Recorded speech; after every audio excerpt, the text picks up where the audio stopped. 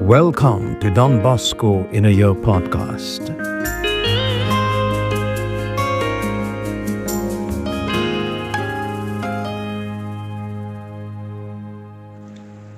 Day 57.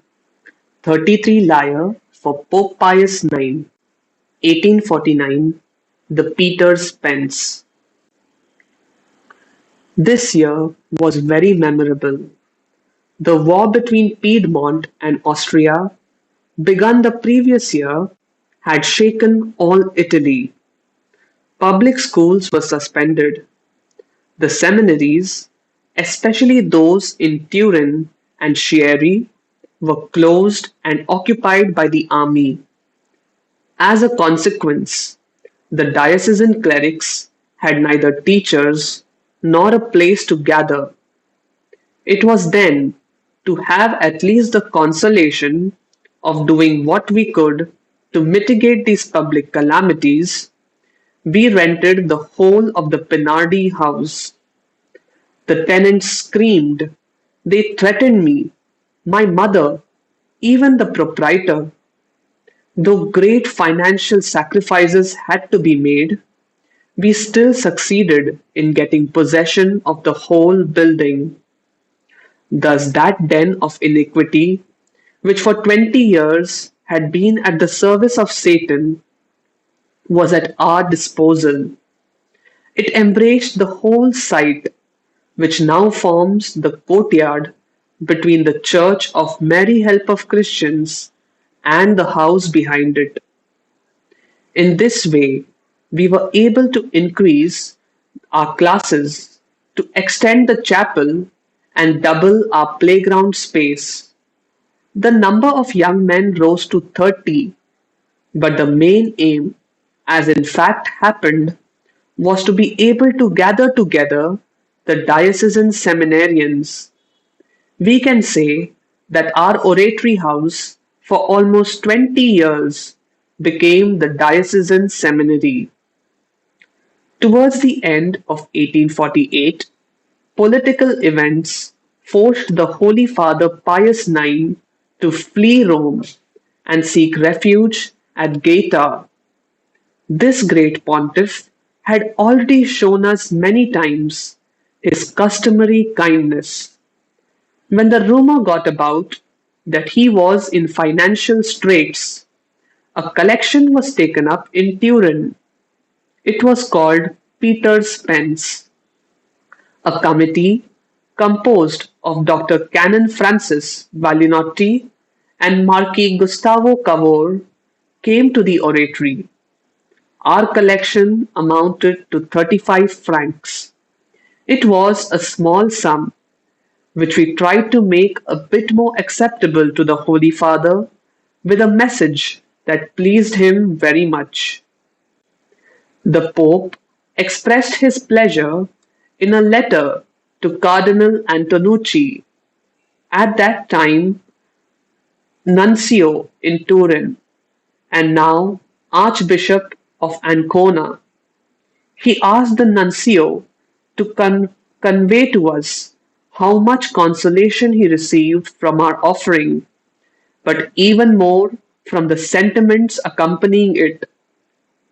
Finally, with his apostolic blessing, he sent us a parcel of 60 dozen rosaries, which was solemnly distributed on July 20 of that year, 1850.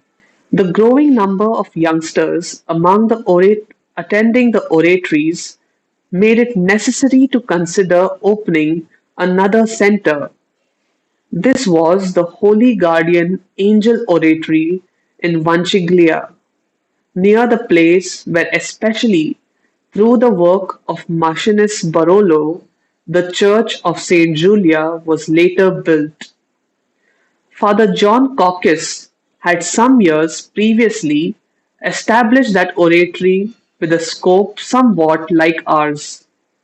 But consumed by love of his country, he judged it better to teach his pupils the use of rifle and sword, put himself at their head, and march against the Austrians, which he did in fact. That particular oratory was closed for a full year. When we rented it, Dr. John Vola of happy memory was entrusted with its direction. This oratory continued until 1871, when it moved alongside the parish church.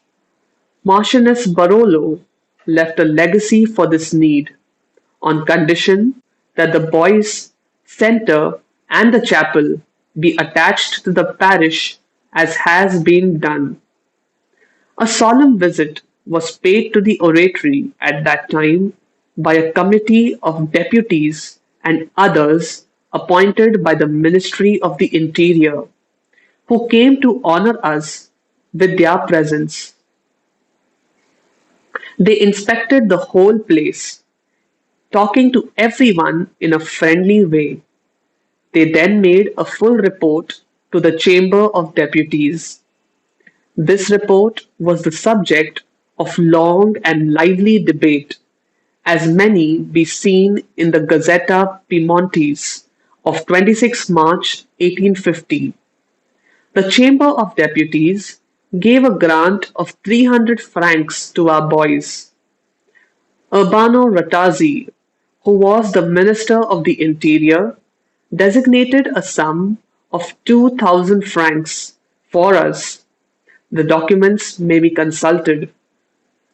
Amongst my pupils, at least, I had one who donned the clerical habit, Assanio Savio, presently rector of the Refuge, was the first seminarian from the oratory. His clothing ceremony took place at the end of October that year. Thank you for joining us today on this journey to know Don Bosco. May these reflections deepen our faith, guide us closer to God each day, and hope to see you all tomorrow. Till then, keep seeking, keep praying, keep growing.